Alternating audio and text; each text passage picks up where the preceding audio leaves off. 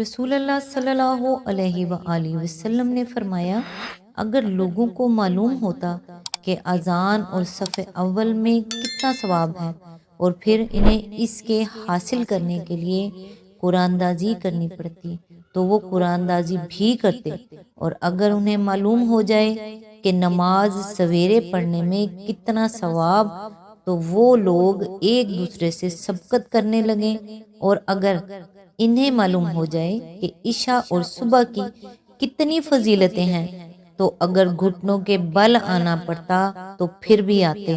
حوالہ صحیح بخاری، حدیث نمبر 50۔ بسم اللہ الرحمن الرحیم۔ السلام علیکم۔ آج انشاءاللہ سورہ النحل کی آیت نمبر 76 سے سٹارٹ کریں گے۔ اس کا ترجمہ اور تفسیر تفہیم القرآن سے بیان کروں گی جو اہل سنت جماعت کے لیے ہے۔ اعوذ باللہ من الشیطان الرجیم، بسم اللہ الرحمن الرحیم۔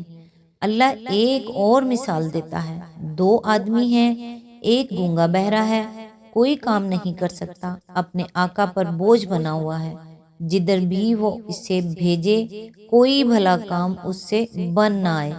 دوسرا شخص ایسا ہے کہ انصاف کا حکم دیتا ہے اور خود راہ راست پر قائم ہے۔ بتاؤ کیا یہ دونوں یکساں ہیں؟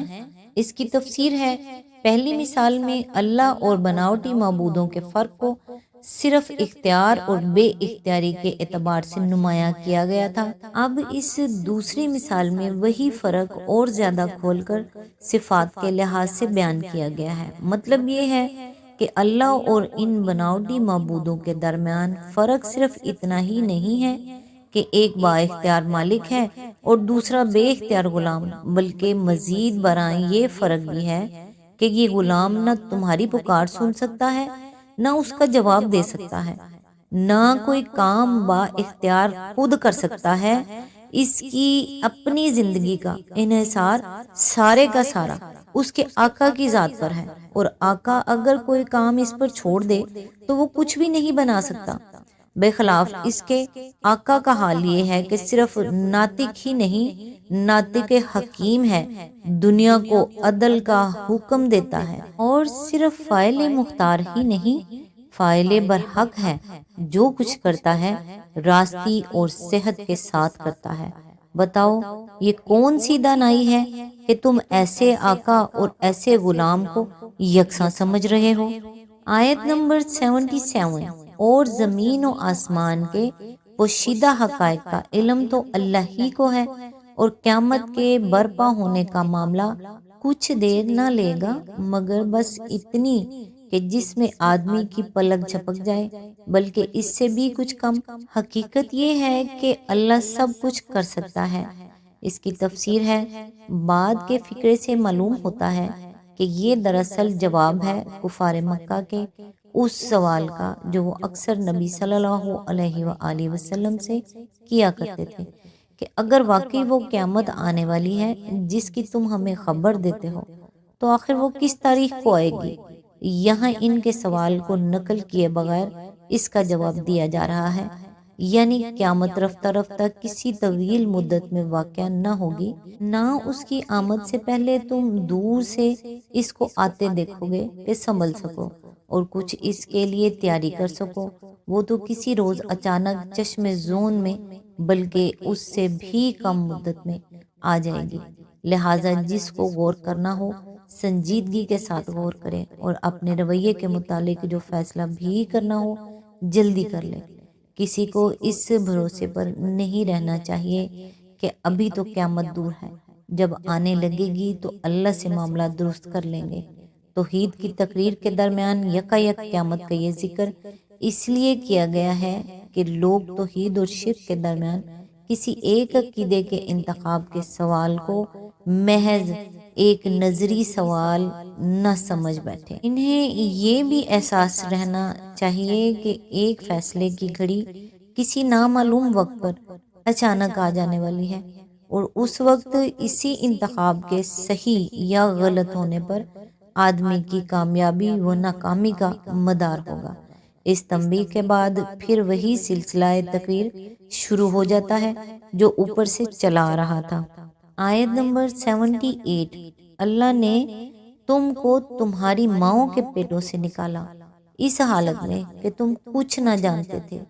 اس نے تمہیں کان دیے، آنکھیں دیں اور سوچنے والے دل دیے، اس لیے کہ تم شکر گزار بنو۔ اس کی تفسیر ہے یعنی وہ ذرائع جن سے تمہیں دنیا میں ہر طرح کی واقفیت حاصل ہوئی اور تم اس لائق ہوئے کہ دنیا کے کام چلا سکو۔ انسان کا بچہ پیدائش کے وقت جتنا بے بس اور بے خبر ہوتا ہے اتنا کسی جانور کا نہیں ہوتا، مگر یہ صرف اللہ کے دیے ہوئے ذرائع علم، سماعت، بینائی اور تعقل و تفکر ہی میں ہیں، جن کی بدولت وہ ترقی کر کے تمام موجودات ارضی پر حکمرانی کرنے کے لائق بن جاتا ہے۔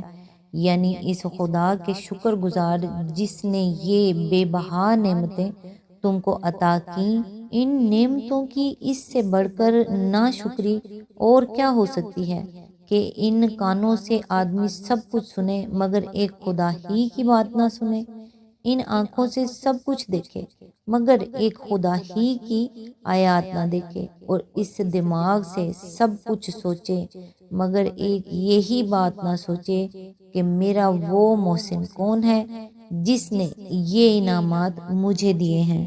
آیت نمبر 79۔ کیا ان لوگوں نے کبھی پرندوں کو نہیں دیکھا کہ فضائے آسمانی میں کس طرح مسخر ہیں؟ اللہ کے سوا کس نے ان کو تھام رکھا ہے؟ اس میں بہت نشانیاں ہیں ان لوگوں کے لیے جو ایمان لاتے ہیں۔ آیت نمبر 80۔ اللہ نے تمہارے لیے تمہارے گھروں کو جائے سکون بنایا، اس نے جانوروں کی کھالوں سے تمہارے لیے ایسے مکان پیدا کیے جنہیں تم سفر اور قیام دونوں حالتوں میں ہلکا پاتے ہو۔ اس نے جانوروں کے صوف اور اون اور بالوں سے تمہارے لیے پہننے اور برتنے کی بہت سی چیزیں پیدا کر دی جو زندگی کی مدت مقررہ تک تمہارے کام آتی ہیں، یعنی چمڑے کے خیمے جن کا رواج عرب میں بہت ہے۔ یعنی آپ کوچ کرنا چاہتے ہو تو انہیں آسانی سے طے کر کے اٹھا لے جاتے ہو، اور جب قیام کرنا چاہتے ہو تو آسانی سے ان کو کھول کر ڈیرا جما لیتے ہو۔ آیت نمبر 81۔ اس نے اپنی پیدا کی ہوئی بہت سی چیزوں سے تمہارے لیے سائے کا انتظام کیا، پہاڑوں پر تمہارے لیے پناہ گاہیں بنائیں اور تمہیں ایسی پوشاکیں بخشیں جو تمہیں گرمی سے بچاتی ہیں، اور کچھ دوسری پوشاکیں جو آپس کی جنگ میں تمہاری حفاظت کرتی ہیں۔ اس طرح وہ تم پر اپنی نعمتوں کی تکمیل کرتا ہے، شاید کہ تم فرما بردار بنو۔ اس کی تفسیر ہے سردی سے بچانے کا ذکر یا تو اس لیے نہیں فرمایا گیا کہ گرمی میں کپڑوں کا استعمال انسانی تمدن کا تکمیلی درجہ ہے، اور درجہ کمال کا ذکر کر دینے کے بعد ابتدائی درجات کے ذکر کی حاجت نہیں رہتی، یا پھر اسے خاص طور پر اس لیے بیان کیا گیا ہے کہ جن ملکوں میں نہایت مہلک قسم کی باد سموم چلتی ہے وہاں سردی کے لباس سے بھی بڑھ کر گرمی کا لباس اہمیت رکھتا ہے۔ ایسے ممالک میں اگر آدمی سر، گردن، کان اور سارا جسم اچھی طرح ڈھانک کر نہ نکلے تو گرم ہوا اسے جھلس کر رکھ دے، بلکہ بعض اوقات تو آنکھوں کو چھوڑ کر پورا منہ تک لپیٹ لینا پڑتا ہے، یعنی زرہ بکتر۔ تمام حجت یا تکمیل نعمت سے مراد یہ ہے کہ اللہ تعالیٰ زندگی کے ہر پہلو میں انسان کی ضروریات کا پوری جزرسی کے ساتھ جائزہ لیتا ہے اور پھر ایک ایک ضرورت کو پورا کرنے کا انتظام فرماتا ہے۔ مثلاً اسی معاملے کو لیجئے کہ خارجی اثرات سے انسان کے جسم کی حفاظت مطلوب تھی، اس کے لیے اللہ نے کس کس پہلو سے کتنا کتنا اور کیسا کچھ سر و سامان پیدا کیا، اس کی تفصیلات اگر کوئی لکھنے بیٹھے تو ایک پوری کتاب تیار ہو جائے۔ یہ گویا لباس اور مکان کے پہلو میں اللہ کی نعمت کا اہتمام ہے، یا مثلاً تغذیے کے معاملے کو لیجئے، اس کے لیے کتنے بڑے بڑے پیمانے پر کیسے کیسے تنوعات کے ساتھ کیسی کیسی جزئی ضرورتوں تک کا لحاظ کر کے اللہ تعالیٰ نے بے حد و حساب ذرائع فراہم کیے۔ ان کا اگر کوئی جائزہ لینے بیٹھے تو شاید محض اقسام غذا اور اشیاء غذا کی فہرست ہی ایک ضخیم مجلد کتاب بن جائے۔ یہ گویا تغذیہ کے پہلو میں اللہ کی نعمت کا اہتمام ہے۔ اسی طریقے سے اگر انسانی زندگی کے ایک ایک گوشے کا جائزہ لے کر دیکھا جائے تو معلوم ہوگا کہ ہر گوشے میں اللہ نے ہم پر اپنی نعمتوں کا اہتمام کر رکھا ہے۔ آج تک کے لیے بس اتنا ہی، نیکسٹ انشاءاللہ آیت نمبر 82 سے سٹارٹ کریں گے۔ تب تک کے لیے دعاؤں میں یاد رکھیے گا۔ اللہ حافظ۔